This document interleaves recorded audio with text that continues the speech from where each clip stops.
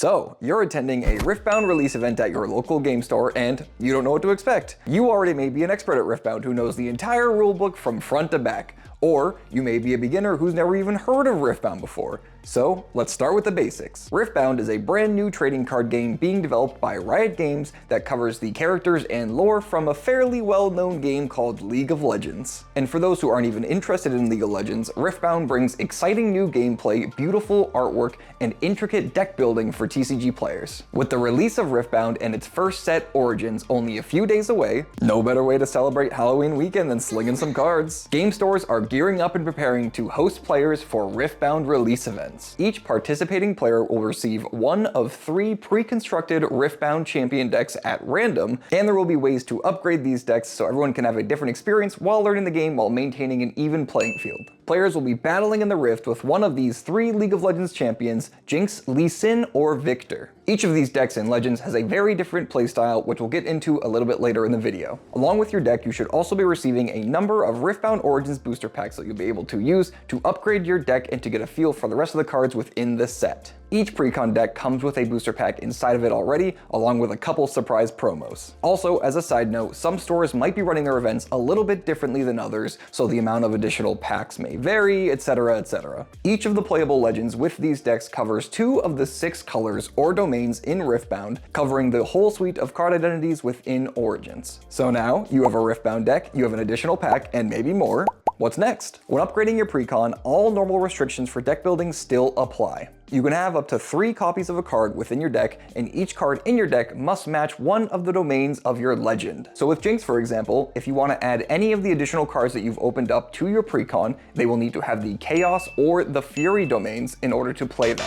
The rest, you'll just get to stare at the beautiful and hopefully shiny art for now. Here's some general tips that will help you get ready for your Riftbound release event. First step, if you're not familiar already, take a look at the rules for Riftbound. There is a basic overview of the mechanics of the game, as well as a much more in-depth, detailed document for the rules, and I'll have all of these resources in the description. And if you don't already know the rules, don't let that hold you back from going to a release event, because I'm sure there will be people at your LGS that will be happy to help you learn the game. Another tip is to take a look at the 3 Precons that you might be playing to get familiar with the cards ahead of time. There are a ton of cards in Origins, and it can be a little overwhelming, and you don't need to memorize every single card, but getting familiar can help keep the pace of the game going and make it a more enjoyable experience. And again, this knowledge is not necessary to attend an event. And my last tip is to go in with an open mind. This TCG does share some similarities with other card games, but is overall very different. And of course, it's attached to an IP, so if you don't necessarily care about that IP, it's still an amazing game to learn mechanically.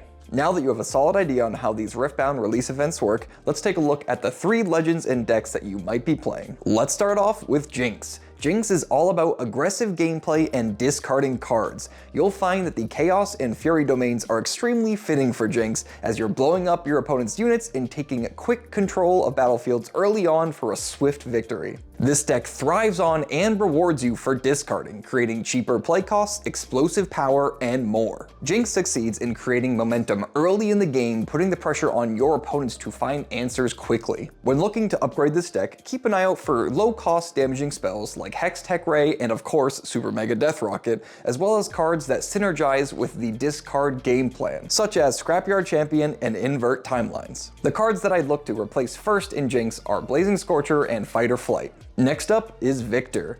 Playing Viktor, you'll find yourself creating tokens and sacrificing units to pave way for the grand stratagem. Viktor uses the Order and Mind domains for a very strong mix of units and spells that work extremely well together. With the right pacing, Viktor can create a swarm of high might units that will be unstoppable against the other 2 legends. Some cards to look out for when upgrading this deck are more means of token generation, such as Faithful Manufactor and Vanguard Captain. And of course, keep an eye out for Viktor's signature spell, Siphon Power. The cards that I'd look to replace first in Viktor are Sprite Call, Jeweled Colossus, and Mushroom Pouch. And lastly, we have Lee Sin. Lee Sin's game plan focuses mainly around the buff mechanic and utilizing those buffs in various different ways. This deck shines at controlling the tempo of each game, making your opponent play at your pace while you amass your units with buffs and hold battlefields. Utilizing cards such as Charm and Challenge will always keep your opponent one step behind. A couple rare but extremely powerful cards that you'll want to look out for in this list is of course Lee Sin's signature spell, Dragon's Rage, and Set Brawler.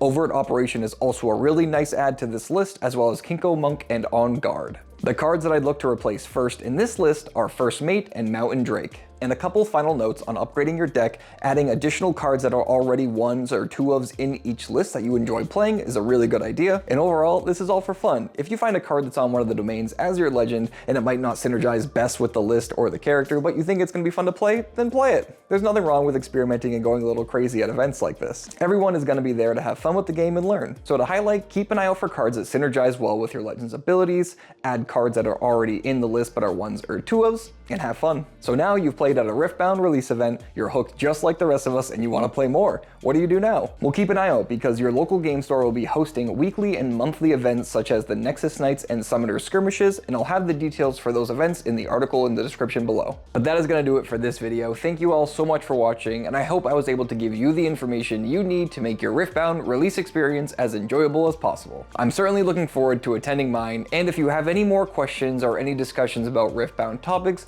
please leave them in the comments below. I'd be happy to answer anything I can. And make sure to leave a like on the video if you enjoyed it, and please subscribe to the channel if you are not already. But I hope you have an amazing Riftbound release event, and I'll catch you in the next one.